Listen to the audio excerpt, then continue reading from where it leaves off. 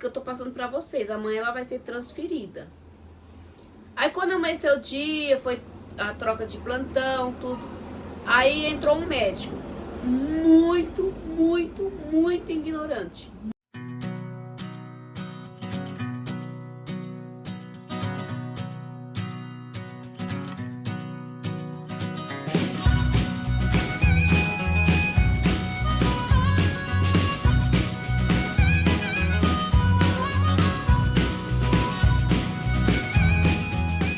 Muito.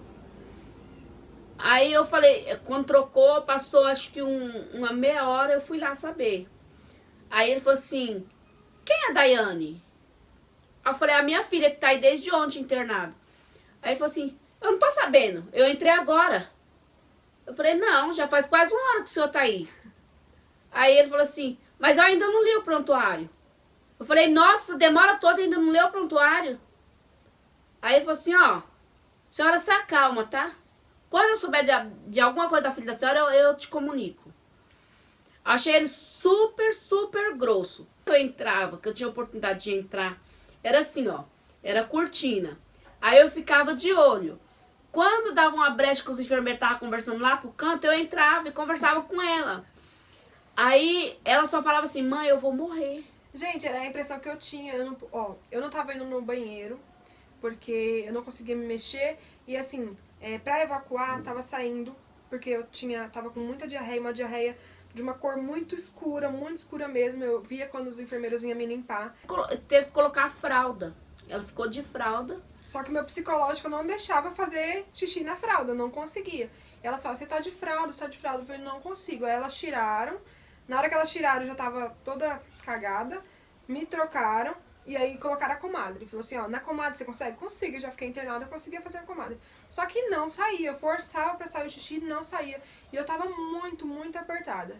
E aí, isso foi na sexta que fui internada. No sábado eu não consegui fazer nada. Quando foi no sábado de madrugada, veio uma enfermeira, nossa, que é um amor, ela ficou comigo no resto do sábado, da madrugada e no domingo.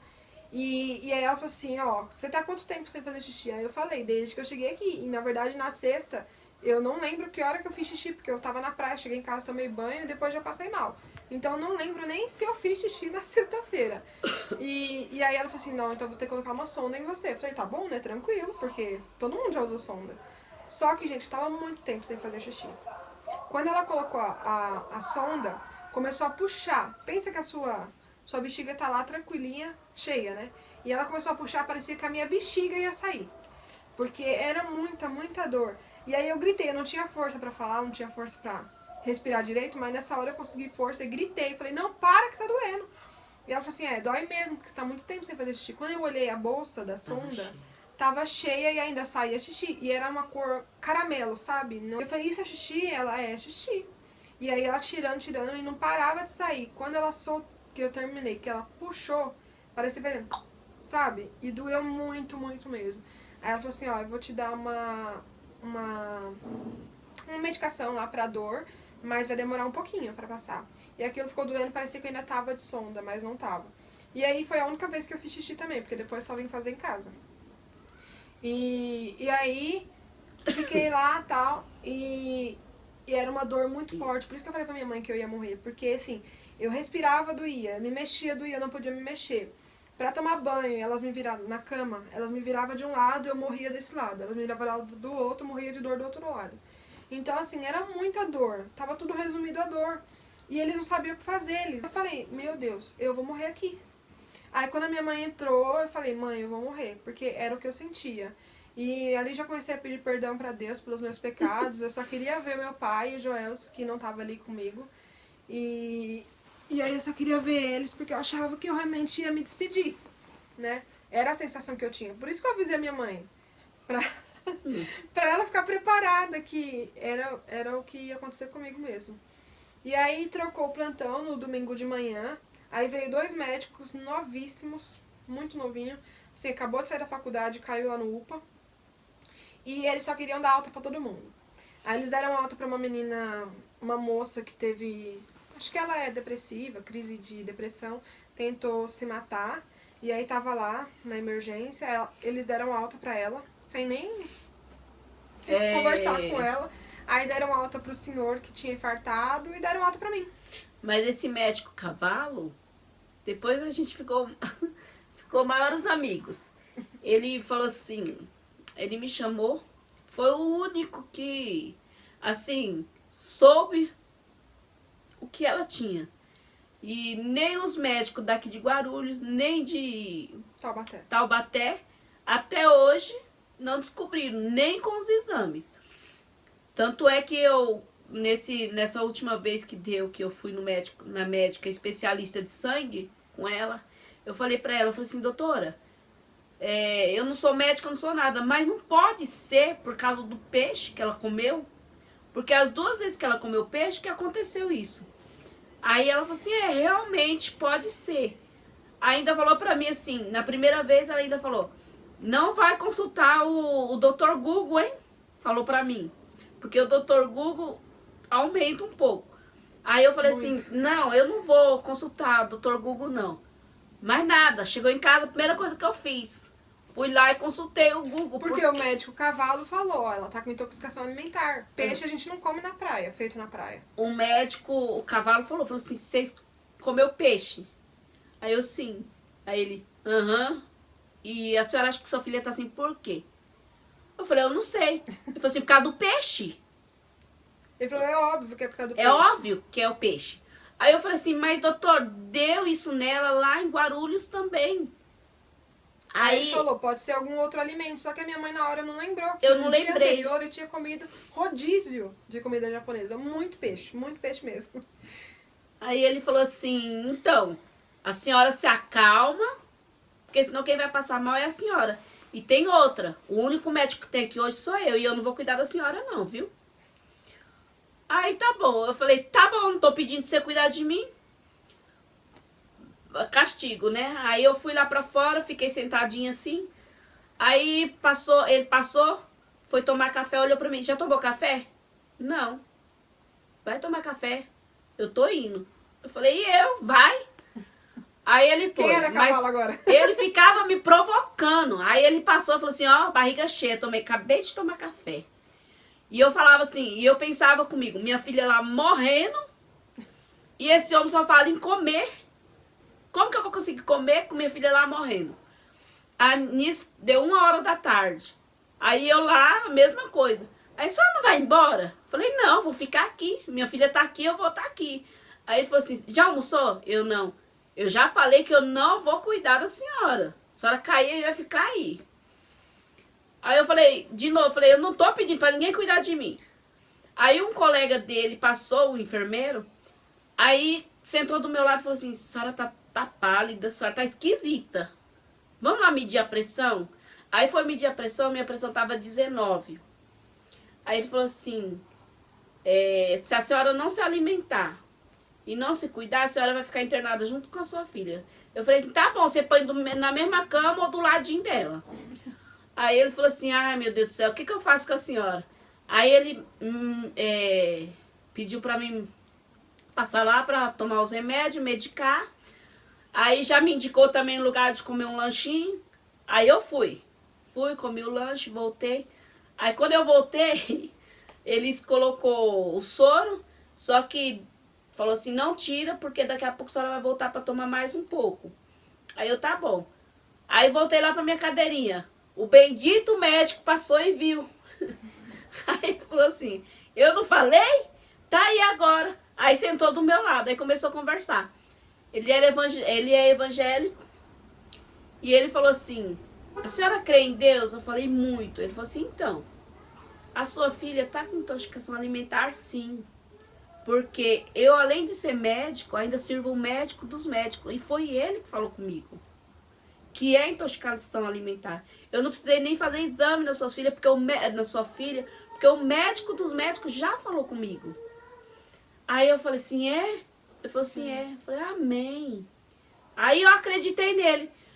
Nossa, nós ficamos maiores amigos. Aí, quando o novinho lá me deu alta, meu pai me trouxe no carro, eu vim deitada, porque eu não conseguia ficar sentada, nada. Aí a gente trouxe ela pra casa. Aí ela ficou aqui nós chegamos, era o quê? 1 hora mais ou menos.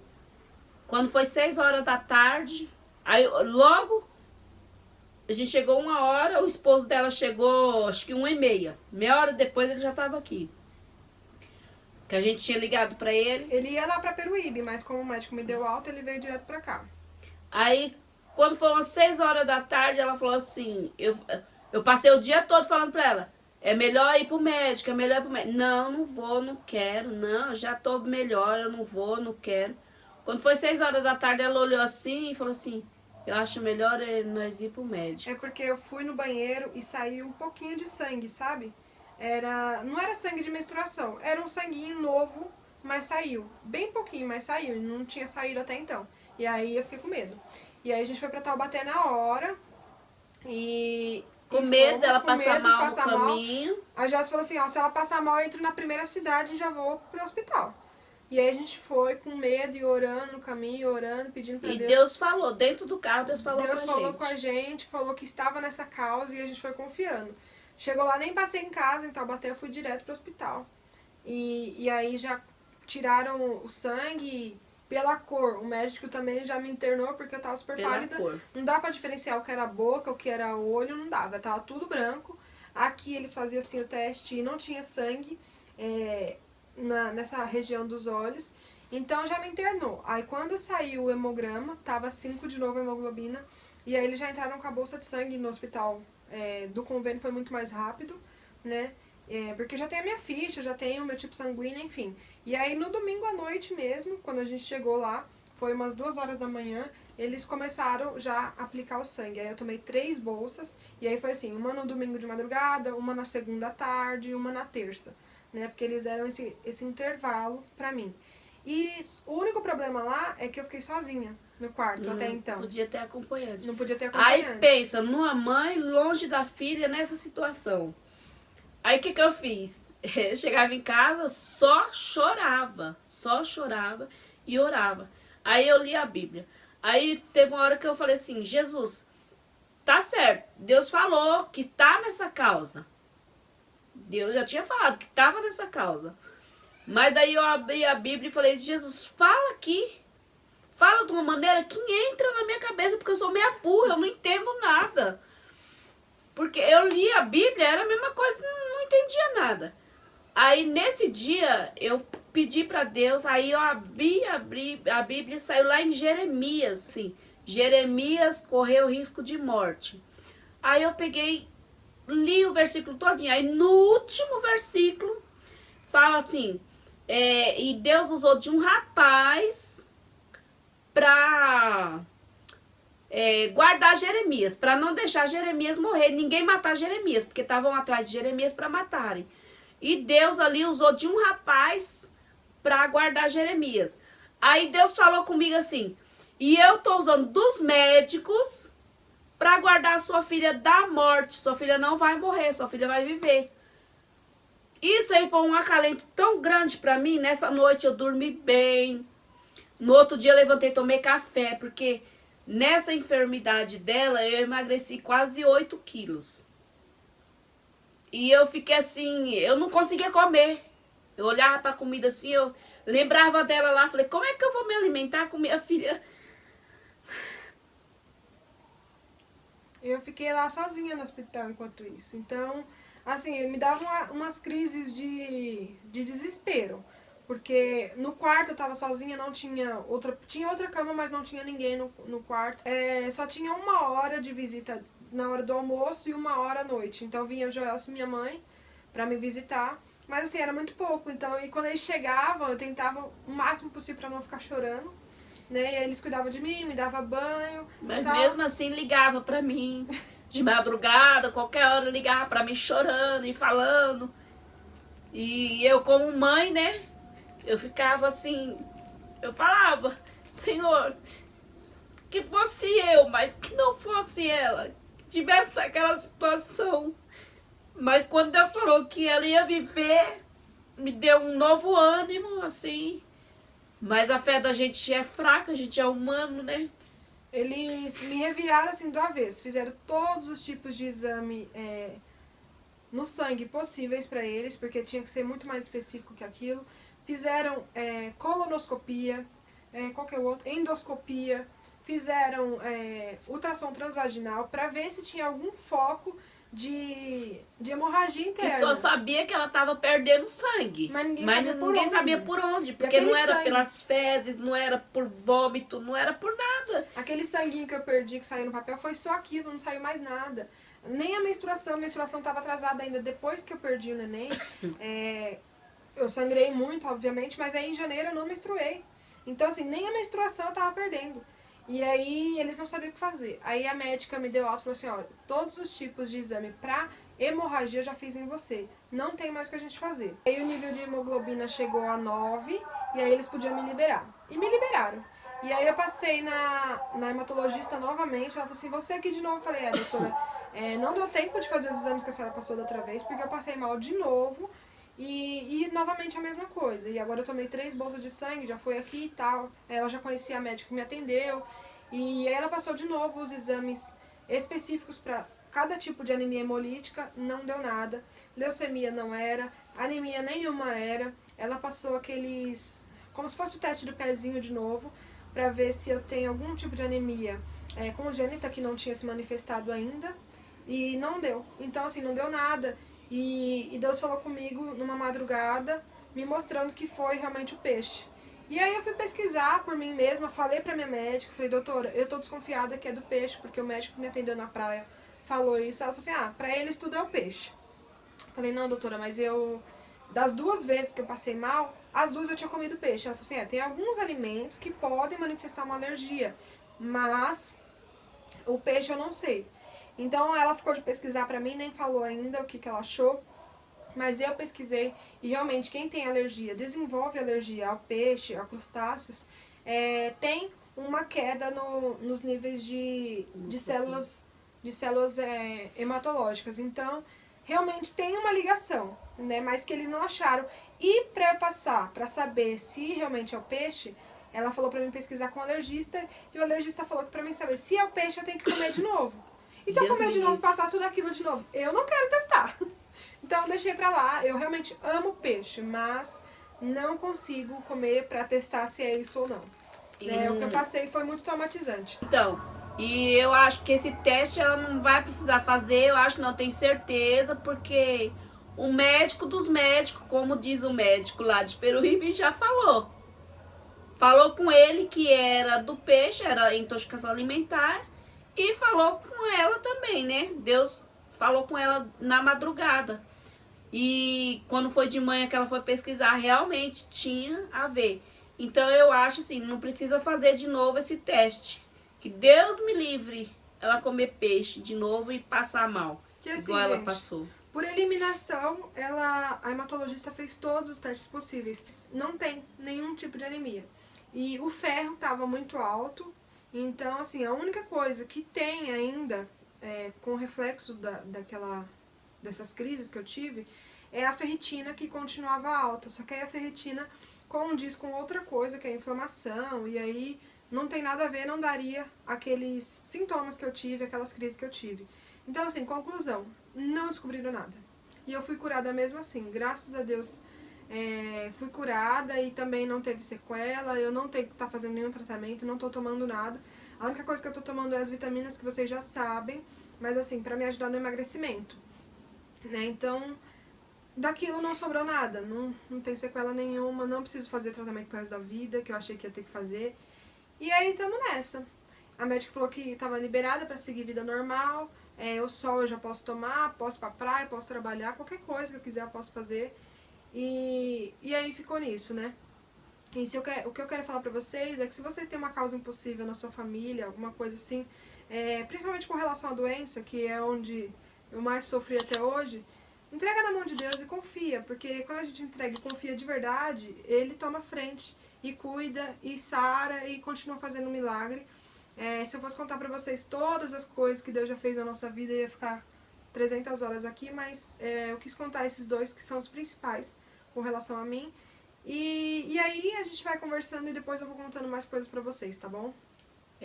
Eu vou terminar com aquele versículo. Entrega o teu caminho ao Senhor, confia nele e ele tudo fará. Um beijo, fiquem com Deus. Beijo, gente. E até o próximo vídeo.